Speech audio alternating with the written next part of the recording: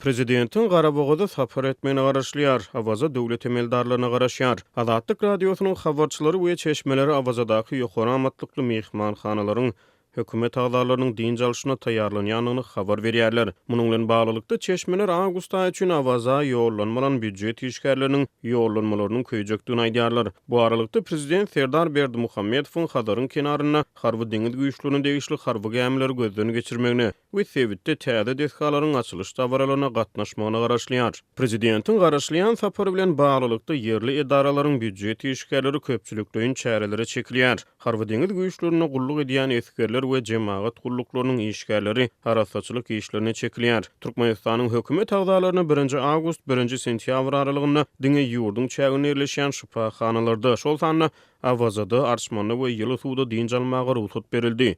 Bu barada TDH habar berdi. Azatlyk radiosynyň habarçysy şu günler Hadaryň kenaryna ýerleşýän kurort şäherindäki 5 ýyldız mehmanhanalaryň döwlet emeldarlarynyň din jalşyna taýýar edilýändigini habar berýär. Gämi berkarar ýelken watançy we beýleki ähli 5 ýyldız mehmanhanalary öňünden taýýar edilýär. Otellerdäki ýokary amatlykly ençeme otaglar boşadylyp iň arasy düşekler bilen üpçün edilýär. Telewizorlar we internet bökdönşi diýişler ýaly uly meçberli işler alınıp barlýar diýip Azatlyk radiosynyň çeşme saýtdy. Ol 1 awgustdan başlap vice-premierleriň maşgalalary bilen awazada din jalmaklaryna garaşlýanyny sözüne goşdy. Döwlet emeldarlarynyň din jalyş mewsimi bilen baglykda çeşmeler awgust aýy üçin awaza ýollanmalan büdjet işgärleriniň ençemesiniň ýollanmalarynyň köýjekdigini habar berýär. Awgust aýyna awaza ýollanmalan ýöneköý büdjet işgärleriniň ençemesiniň ýollanmalarynyň köýjektigi aýdyldy. Büdjet edaralarynyň diňe ýol başçy düzümleri şol sanly keselhanalaryň, mektepleriň çağlar baglanyň ýol başçylary awgust aýyna dinjalarlar garamaýak, garyp işçiler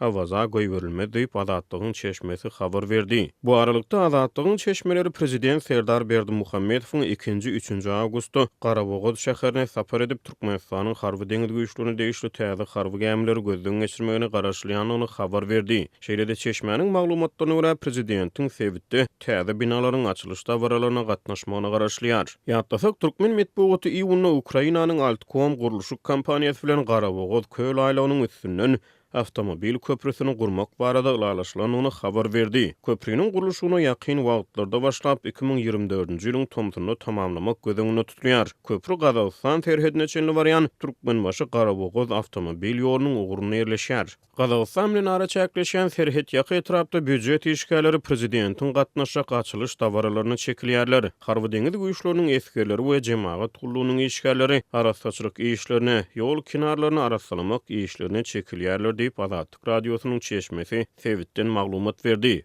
Bu aralykda çeşme Garabogada barýan avtomobil ýoluny awatlamak işleriniň geçirilmändigini, şol sebäpden prezidentiň we ýokary derejeli hökümet resmiýetleriniň Garabogada dikçorly barmagyna garaşlýanyny habar berdi. Hasady ýylyň başlaryna häkimetler Garabogad we Hadar şäherlerini gödäwçiligi güýçlendirdiler we yerli ilatyň Hadaryň kenaryna suwa düşmegini gadagyn etdiler.